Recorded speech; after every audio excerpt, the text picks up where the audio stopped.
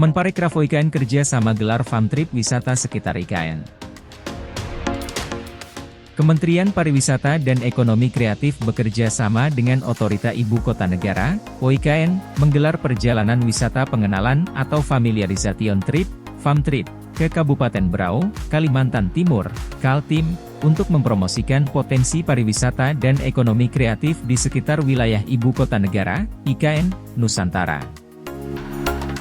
Selain mempromosikan sektor pariwisata dan ekonomi kreatif, kegiatan ini juga bertujuan untuk memberikan kesadaran tentang gerakan nasional bangga berwisata di Indonesia dan memberikan gambaran tentang progres pembangunan UIKN sehingga dapat mengedukasi masyarakat dalam mewujudkan UIKN sebagai kota dunia untuk semua.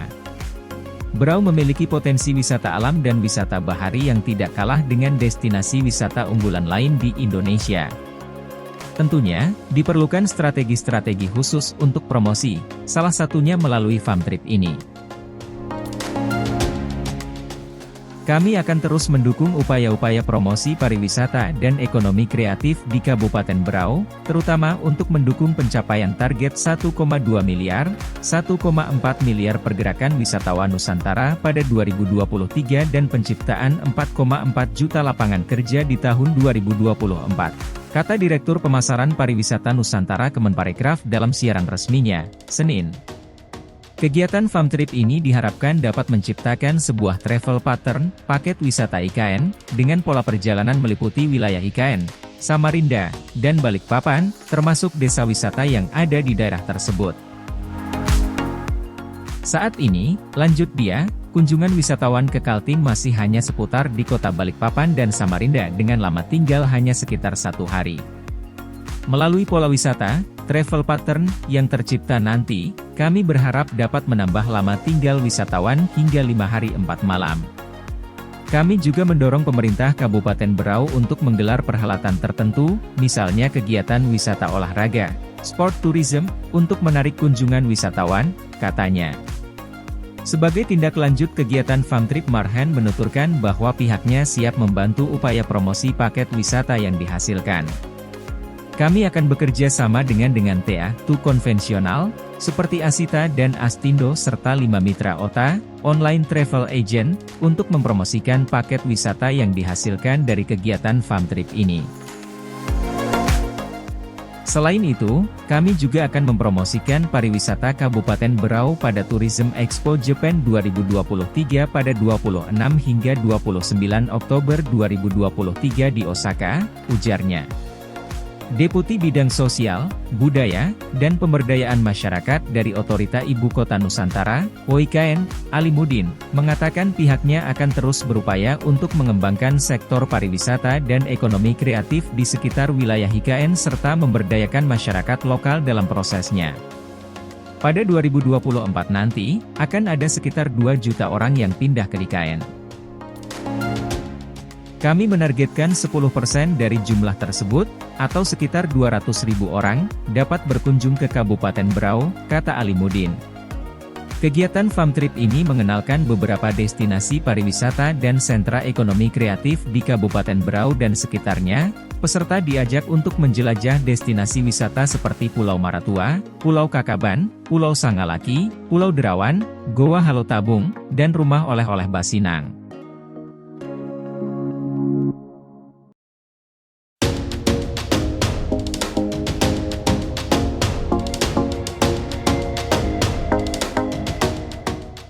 Kementan siapkan langkah dukung ketahanan pangan di IKN.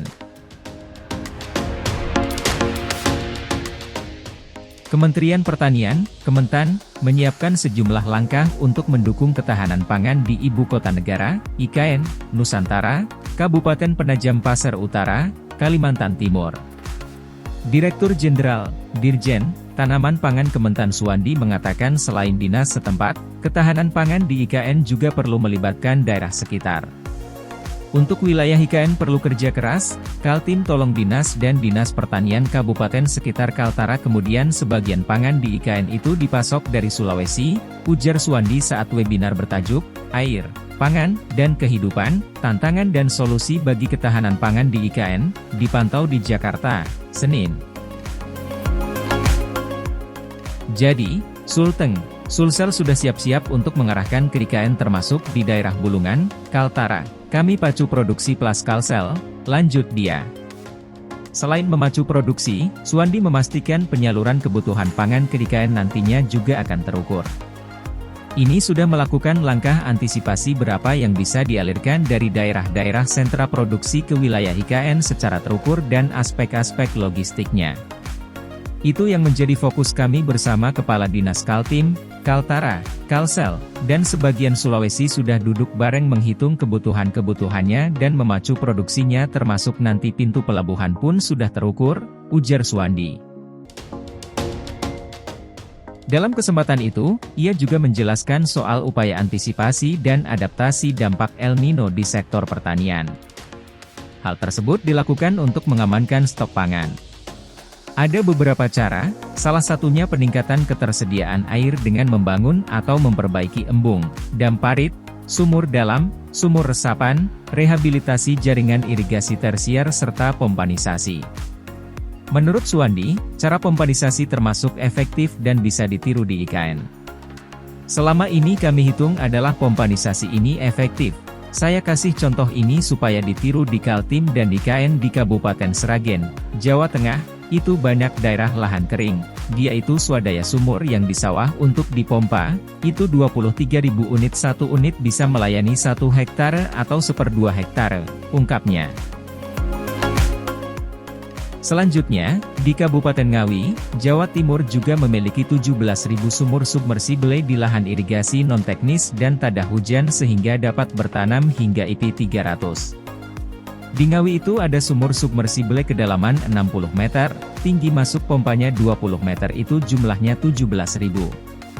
Kami mendatanya dari PLN yang kabelnya masuk ke sawah untuk pompanya menggerakkan, jadi, kalau kita berjalan dari Solo ke Surabaya kira kanan jalan itu sawah, di tengah sawah ada kabel listrik, itu pasti sumur daerah lahan kering, tuturnya.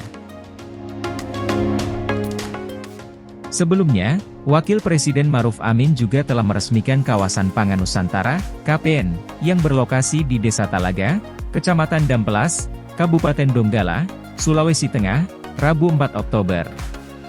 Dalam kesempatan itu, Wapres juga menanam perdana tanaman durian varietas MK Hortimart di KPN.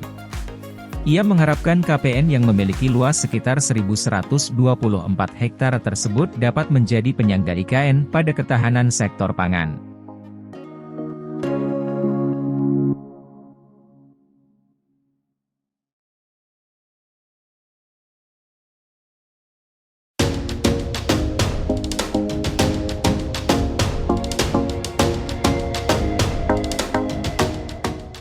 Otorita IKN siapkan hunian berimbang dengan konsep kota 10 menit. Otorita Ibu Kota Nusantara mengambil inisiatif untuk mengintegrasikan konsep 10 Minute City atau kota 10 menit pada pengembangan hunian berimbang di kawasan tersebut guna menciptakan kota yang memberikan kemudahan bagi penduduknya.